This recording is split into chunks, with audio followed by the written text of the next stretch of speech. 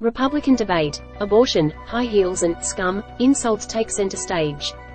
We're sorry, this feature is currently unavailable. We're working to restore it. Please try again later. The Sydney Morning Herald. The Sydney Morning Herald. Sections. Network. Advertisement. World. North America. U.S. politics. Abortion, high heels and insults dominate latest Republican debate. By Farah Thomason. Save articles for later. Add articles to your saved list and come back to them anytime. Advertisement. Washington, Republican 2024 presidential candidates are grappling with how their party should tackle abortion, after the contentious issue fueled a string of Democratic wins in state elections across the United States. As Donald Trump's 5 biggest rivals faced off in Miami for the third Republican primary debate, Democrats in Ohio, Kentucky and Virginia were celebrating resounding victories for abortion rights that could lift U.S. President Joe Biden's chances of returning to the White House despite his dismal polling. Former U.S. Ambassador to the UN Nikki Haley shakes hands with Florida Governor Ron DeSantis as businessman Vivek Ramaswamy walks past. Credit, app. In Ohio, more than 50% of voters agreed to enshrine the right to abortion in the state's constitution when the issue was put to a referendum vote on Tuesday night. In Kentucky, the incumbent Democratic governor, Andy Beshear, was re-elected over his anti-abortion Republican opponent.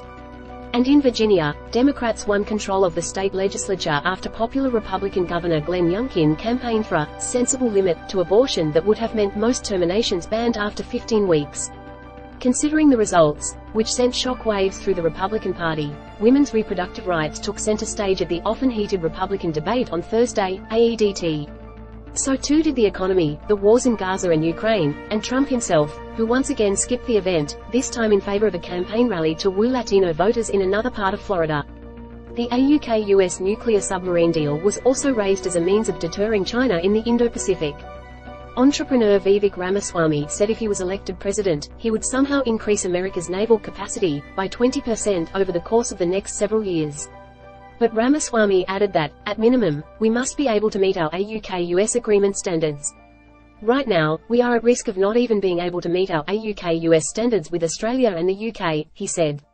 Advertisement. On abortion, former U.S. Ambassador to the United Nations Nikki Haley tried to find middle ground, saying that while she was unapologetically pro-life, she doesn't judge anyone from being pro-choice.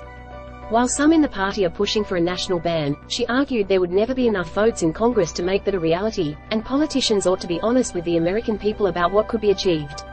Haley greets supporters after the debate. Credit, app. So let's find consensus, she said. Let's make sure we encourage adoptions. Let's make sure we make contraception accessible. Let's make sure that none of these state laws put a woman in jail or give her the death penalty for getting an abortion. Let's focus on how to save as many babies as we can and support as many mums as we can. Florida Governor Ron DeSantis, who signed a 6-week abortion ban into law early this year, focused on the politics, noting that the pro-life movement had been caught flat-footed on the issue and needed to do better to beat the Democrats in future electoral races. And South Carolina Senator Tim Scott touted a 15-week federal limit, deliberately avoiding the word ban, after Republicans acknowledged this term was scaring off voters. This debate had the smallest number of candidates so far, after several other presidential hopefuls, including former Vice President Mike Pence, suspended their campaigns due to lack of support. Asked why he should be the nominee and not Trump, who remains well ahead of his rivals, DeSantis took his biggest swing yet against the former president, citing his broken promises and election losses. "I'm sick of Republicans losing.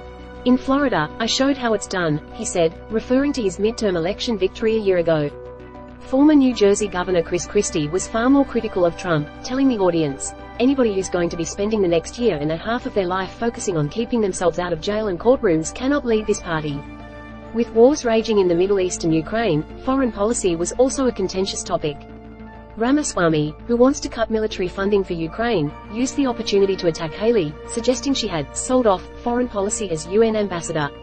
Do you want a leader from a different generation who is going to put this country first, or do you want Dick Cheney, former vice president to George W. Bush, in 3-inch heels?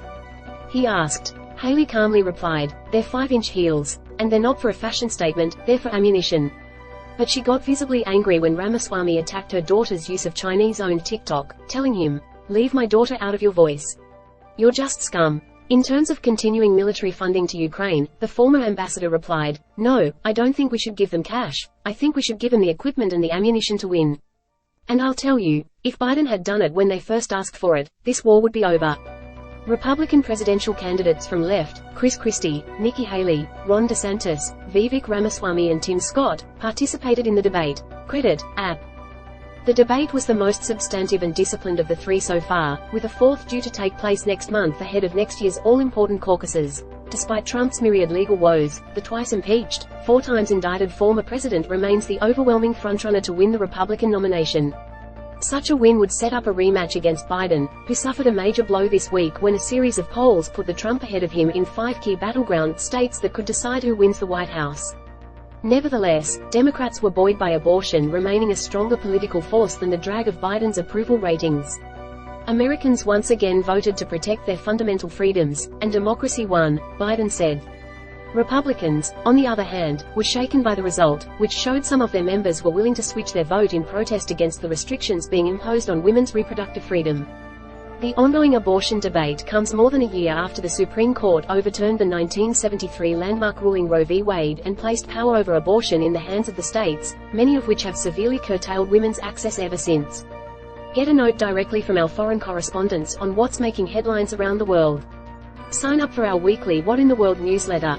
U.S. politics, U.S. election, Donald Trump, Joe Biden, Ron DeSantis, USA, most viewed in world. From our partners. Advertisement. The Sydney Morning Herald. Twitter, Facebook, Instagram, RSS. Copyright 2023.